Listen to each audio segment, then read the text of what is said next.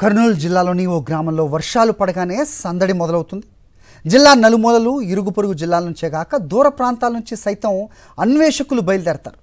తుగ్గలి మండలంలోని జొన్నగిరి గ్రామంలో వాలిపోతారు.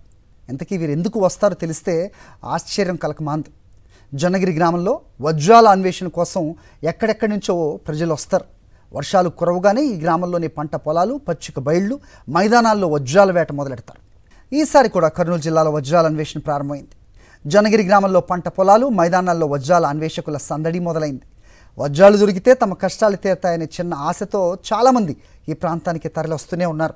తొలకరి వర్షాలు ఎప్పుడు పడతాయా, వజ్రాల వేటకి ఎప్పుడు వెళ్దామా అని ఎదురు చూసేవాళ్ళు రాష్ట్రంలో చాలామందే ఉన్నారు. విత్తనాలు విత్తి వర్షాల కోసం రైతులు ఎంతగా ఎదురుచూస్తారో వజ్ర అన్వేషకులు సైతం అదే తరహాలో వేచి చూస్తారు.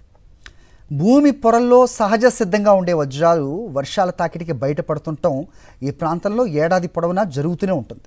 అయితే ఈ వజ్రాలను సొంతం చేసుకునేందుకు చిన్న పెద్ద, ముసలి ముతక అనే తేడా లేకుండా వజ్రాన్వేషకులు రంగంలోకి దిగారు. పంట పొలాల్లో గుంపులుగా కూర్చుని గోతులు తీస్తున్నారు. మట్టిలో ఒక్క వజ్రమైనా దొరక్కపోతుందని శ్రమిస్తున్నారు.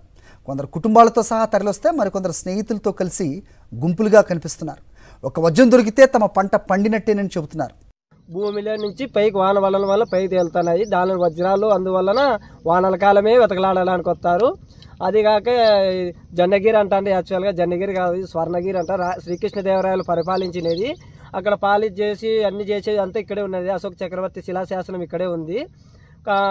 అప్పుడు బ్రిటిష్ వాళ్ళు వచ్చి మన సంపద అంతా దోసుకొని పోవడం వలన శ్రీకృష్ణదేవరాయలు ఉండే పాలకులు అక్కడ పాలిష్ పట్టే వజ్రాలను పట్టేవాళ్ళు. వాళ్ళకి బ్రిటిష్ వాళ్ళకి సంపద దొరికినీకోకుండా చేళ్లలో చల్లుకుంటూ పోయినారు. అవి కొన్ని కోట్ల సంవత్సరాలు అయిన వల్ల కొన్ని భూగర్భ జలాల్లో ఆడాలు ఉన్నాయి కాబట్టి ఆ చేలు పొలాలు దున్నడం వలన, సేద్యాలు చేయడం వల్ల ఆ వానలకి బయటికి పడుతున్నాయి. అందుకే వజ్రాల కోసం అందరూ వేట సాగిస్తున్నారు. మేము కూడా దానివల్లనే ఇట్లా తెలుసుకొని ఇక్కడ మేము వచ్చి ఎతకలాడుతున్నాం.